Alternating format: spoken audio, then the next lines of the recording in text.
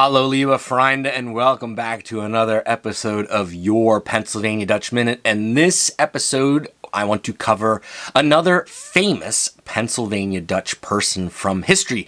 And this is probably one that many of you have never heard of, particularly if you're not from Berks County, like myself. And we'll explain why this has a Berks County connection in a minute. When I was a kid growing up in the 1980s and early 1990s in Berks County, Pennsylvania, I spent a lot of time with my grandparents. I think I've mentioned that on the YouTube channel before. But one thing that was quite common in the summer was that my brother and I would get taken to church picnics, local community picnics. The tradition was still being carried out in that part of Pennsylvania.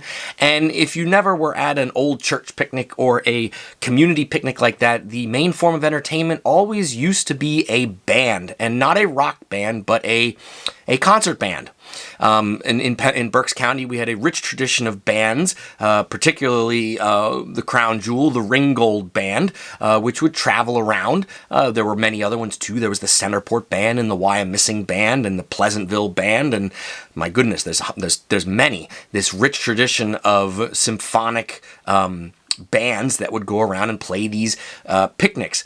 And as a kid, I grew up hearing a lot of old music like that, particularly marches. And I wasn't the typical kid because I really enjoyed that music. Sometimes I think I was born a century too late because I would have been cool in 1880 and 1890 listening to that music, but as a kid in 1980 and 1990, that wasn't necessarily the coolest thing that a kid could get into. But in any event, this tradition of band music was huge in Pennsylvania Dutch country, and that leads us to our person that we want to talk about today. I want to introduce you to Monroe Althouse. Now, you might say to yourself, well, that's a good Pennsylvania Dutch name, but who is the guy? Well, most Americans do know the name John Philip Sousa, who is considered the March King. He wrote all of these great marches that these bands around the country would play. Of course, we think of 4th of July. You can't think of 4th of July without Stars and Stripes Forever, his most famous march, and a lot of these other marches that Sousa wrote. But Sousa wasn't the only person composing marches during this time period.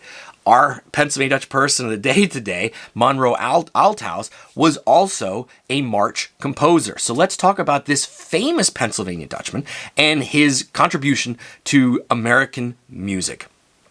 Monroe Althouse was born on the 25th of May, 1853, in Centerport, Pennsylvania, the same town that I grew up in, so I feel this connection to Monroe Althouse. He was the son of Jonathan and Mary Althouse and spent his youth working with his father on the family farm, where, of course, they were Pennsylvania Dutch. They would have spoken Pennsylvania Dutch at home, so, good strong ties there. As a youth, he exhibited a considerable amount of talent.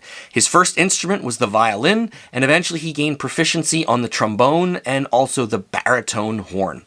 As he grew, he eventually made his way into music by traveling with the Buffalo Bills Wild West show during his teen years. And one of his early compositions, Always on the Road, which is a march, was dedicated to that organization. In 1872, he moved back to Reading, Pennsylvania, where he was employed in John Yerger's hat factory, and during this period, he played with the Hampton Cornet Band and the Reading City Cornet Band, both bands that were popular at that time period in the city of Reading. And shortly thereafter, he performed as a violinist, also with the Menor Corps Orchestra and with the Albert S. Bowman's Orchestra. So you can imagine that late 1800s era, there wasn't just cornet bands, there were orchestras too throughout Berks County that were performing all the time. In 1880, after a period working as a cigar store operator and working briefly again at that hat factory, he established himself permanently as a professional musician. He performed with virtually all instrumental groups in Reading, including the Philharmonic Orchestra. He organized a pit orchestra for the Reading Academy of Music, which eventually would turn into the Raja Theater, in 1886. He was leader of that orchestra until 1906, and during this time he became acquainted with many famous entertainers who performed there. He met John Philip Sousa when Sousa was with one of his shows passing through Reading, and the two became lifelong friends. Althouse resigned from the Ringgold Band in 1887 to organize the Germania Band, and he was named leader. Because of its excellence, the band became very popular in the area. After the Ringgold Band's leader died in 1900, Althouse was named to replace him. Althouse was the leader of the Ringgold Band until his retirement in 1922, and he also conducted the Germania Orchestra until 1919. During his farewell concert with the Ringgold Band, one of the band's officers read a telegram from Sousa in which he paid tribute to Althouse's genius. The last number Althouse conducted was fittingly Sousa's The Stars and Stripes Forever. And since that time, the band has had a fine tradition, and their concerts always include at least one Althouse march. And the Ringgold Band is still in existence today in Berks County. They are celebrating their, 170th something year of, they've been around since 1852, I believe. The Ringgold Band has this rich tradition. Althouse directed them for quite a while. Also, during that time period, late 1800s, from 1895 to 1901, he was partner in a music business with James S. Althouse. I don't know if that was his brother or relation of some kind, I guess. Their firm also published music, and mostly the music of composers living in that part of the country. They're in southeastern Pennsylvania. According to this one site I'm seeing here, it is difficult to say whether the fame of Monroe Althouse stems more from his long leadership of the famous Ringgold Band or from the many marches that he composed. Althouse's marches are considered by some march connoisseurs to be among the finest street marches ever written. Compared to the marches of Sousa, his are simple in structure. The percussion is especially important in Althouse's marches, and many of his marches are still being sold by the Ringgold Band today. Counting the music written for other than band, his works number over 150 compositions.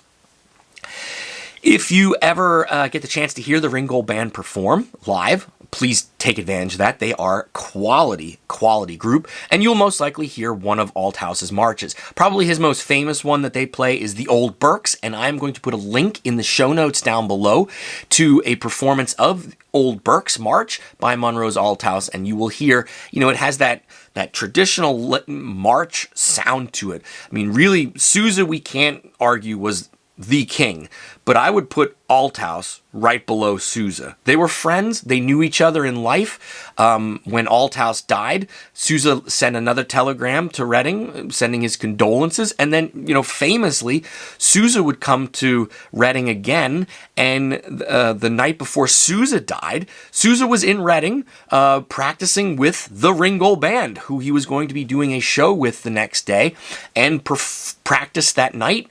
Went back to his hotel room and passed away in his sleep. So, two of the greatest march composers in American history, Reading can claim that they killed him. I know, and Reading didn't kill him. But of course, they both died in Reading, Pennsylvania. Kind of a weird twist of fate, I guess.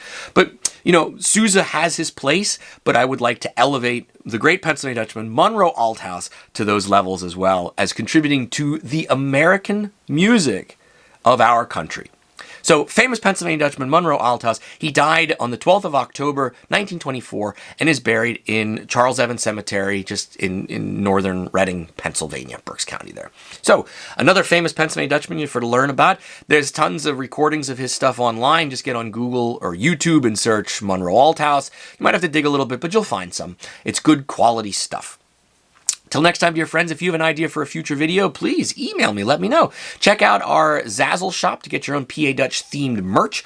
Keep practicing your Pennsylvania Dutch. Till next time, Schwätz Deutsch und mach's gut. Mach's gut.